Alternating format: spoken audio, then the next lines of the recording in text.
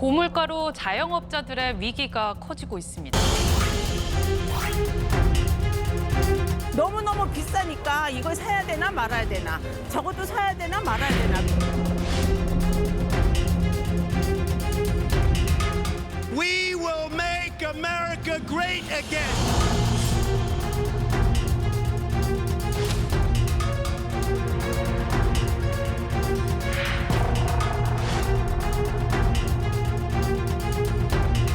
북한이 우크라이나 전쟁에 추가로 파병했다고 국가정보원이 확인했습니다.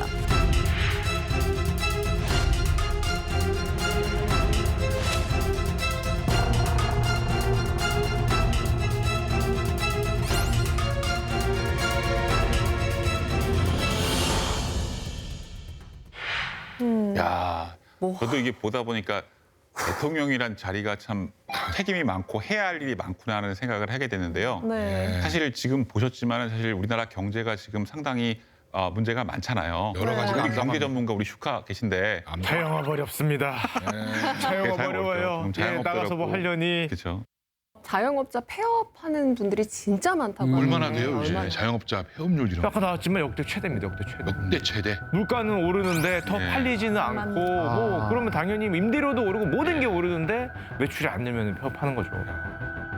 우리 슈카님 말씀하신 것처럼 사실은 경기가 안 좋으면 일단은 대기업이 공채를 많이 안 하잖아요. 그죠? 그러다 보니까 우리 청년 실업 얘기도 많이 하죠. 그렇죠. 거기다가 우리 지금 보신 것처럼 사실은 물가, 그다음에 가계부채 얘기들 많이 하잖아요. 네. 그죠? 그다음에 또 우리가 근본적으로 얘기하는 문제는 저출산 고령화 얘기하죠. 네. 생산 가능 인구가 많이 줄어들다 보니까 임금 앞으로 문제. 우리가 경제 성장을 그대로 이 페이스로 가져갈 수 있을 것인가에 대한 우려들이 많죠. 네. 그러다 보니까 우리가 뭐 그런 얘기 하잖아요. 우리가 마치 일본에 잃어버린 30년이라는 거 있었잖아요. 우리가 네. 한 것처럼 유사한 위험에 직면하고 있는 게 아닌가 이런 얘기를 하거든요. 그런가 봐. 사실 OECD가 올해 우리나라 경제 성장률을 전망할 때 1.5%로 전망했다고 하더라고요. 올해는. 불과 석 달 사이에 사실 0.6%포인트가 떨어진 거거든요. 네. 그러니까 우리나라 같은 경우에는 정치적 불확실성이 성장률 이런 것들을 많이 끌어내리고 있다는 지적이 많이 나오고 있어요. 제가 성장률 보면 느끼는 건데 이번에 1.5%까지 대한민국 GDP 성장을 내렸잖아요. 이게 올해만 이러면 상관없는데 뭐 내년에도 1%대, 뭐 그다음에도 1%대 이러면은 정말 우리가 아까 선생님 말씀하신 일본에서 봤던 그 장기 저성장 예. 이게 눈앞에 다가온 게 아닌가라는 걱정이 좀 많이 들어요. 진짜 걱정돼요. 너무 장기적으로 저성장이 된다. 거기다 우리는 생산 가능 인구가 많이 준다는 우려도 있잖아요. 네. 거기다가 또 최근에는 보면은 뭐 AI, 디지털 이런 얘기 나오면서 사실은 일자리도 많이 줄고 그래서 우리가 적극적으로 4차 산업혁명 시대에 대처해야 된다. 네. 그래서 미래 먹거리를 많이 만들고 변화하는 어떤 산업 경제 환경에 대처해야 된다. 이런 주문들이 많거든요. 네. 근데 그런 걸 하려면 사실은 굉장히 중장기적으로 어떤 정책 아젠다를 세우고 국가 비전을 봐야 되잖아요. 근데 그러려면 어떻게 보면 대통령이 경제적으로 해야 되는 역할이 굉장히 막중하죠. 그런 걸 대처하기에는 사실은 지금 국정의 공백이라는 것이 또 굉장히 컸죠. 뭐 이거뿐만이 아니라 지금 일단 럼프 형이 예. 럼프 형이 진짜 뭐 경제뿐만 아니라 안보 뭐 각종 세계 문제 뭐 이런 것들에 다 지금 판을 너무 뒤흔들고 계셔가지고 하루하루 눈 뜨면 무슨 얘기 하셨나 맞습니다. 거의 이 느낌인데 지금 이 상황이면은 앞으로 대한민국 대통령이 이제 외교력이 또 굉장히 중요해지는 것 같습니다. 그렇죠. 사실 보면은 대통령은 외교적으로 풀 과제들이 많죠. 네. 앞으로 사실 할 일이 되게 많으실 것 같은데 수출 의존도가 우리는 전통적으로 높잖아요. 네. 그러다 보니까 한국 경제는 중국 경기가 안 좋다든지 아니면 미국에서 지금처럼 이제 관세라든지 보호무역주의가 너무 강화된다 하면은 타격이 크죠.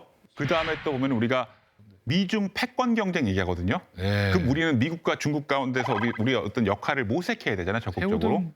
우리 민상님이 말씀하셨던 것처럼 아메리카 퍼스트, 마가 이런 얘기하면서 사실은 우리 입장에서는 앞으로 관세뿐만 아니라 주한미군 철수에 대한 어떤 압력이라든지 압박 아니면은 뭐 주둔군, 주한미군 주둔에 대한 비용을 네. 더 내라 이런 것들이 나올 수도 있잖아요. 머니머신이라고 그쵸, 얘기했잖아요, 그쵸. 한국이.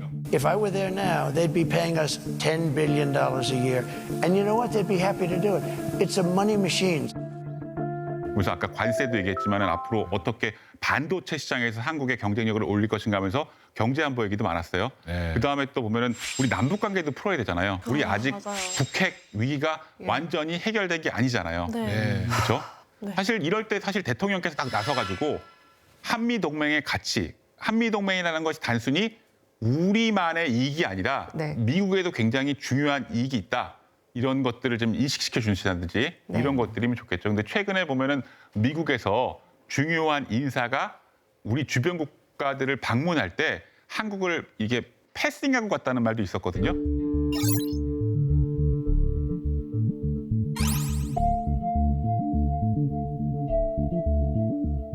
I'm sure that the anxiety will be quite high about whether or not there's soul passing.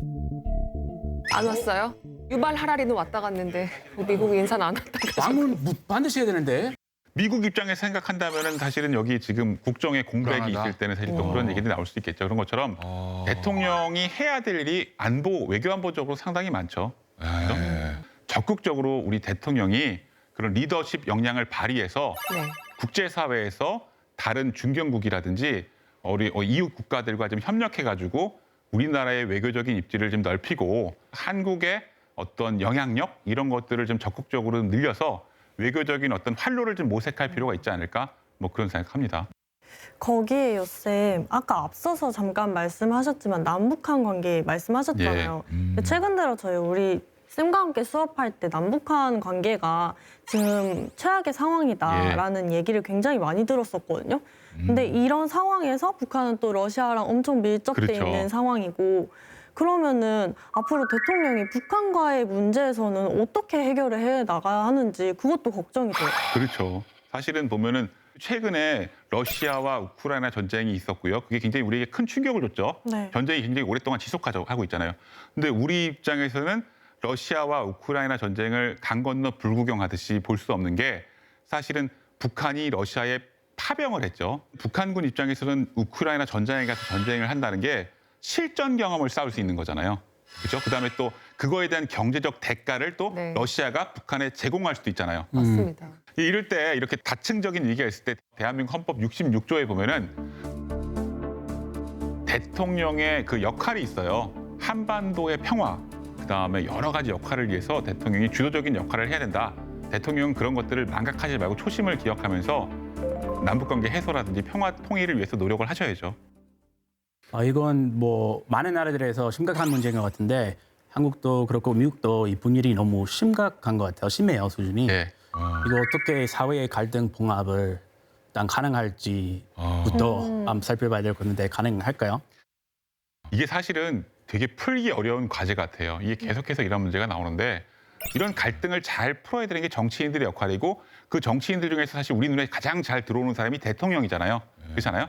그러니까 우리가 지금 갈등의 몸살을 앓고 있는데 그로 인해서 상당히 우리가 사회적으로 지불해야 되는 그 비용들이 상당히 커요.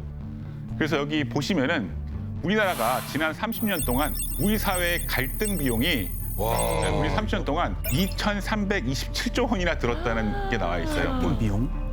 그래서 이념 갈등 비용이 전체의 75%래요.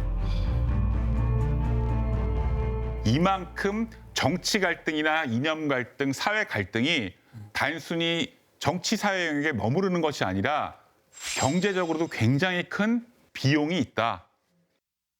사실상 뭐 지금 두 개 나라로 쪼개진 수준 아니야 막 이런 얘기도 나올 정도로 정말 서로 막 선과 악의 지금 대결같이 막 보일 정도거든요. 그렇죠. 그래서 지금도 사실 진영 갈등이 너무 심화됐고 정치적, 정서적 양커로 심리적 내전 상태라는 우려가 나오죠. 그래서 조금은 대통령에게 우리가 바라는 여러 자질들이 있는데 그중에서는 좀 관용과 포용성이 좋은 모습들을 많이 기대하지 않을까요? 그러다 보니까 대통령께서 조금 더 여야와 협치해가지고 그러면서 국정 운영을 조금 더 협치를 통해서 잘 풀어줬으면 좋겠다 이런 기대들을 갖게 되지 않을까 이런 생각하고요.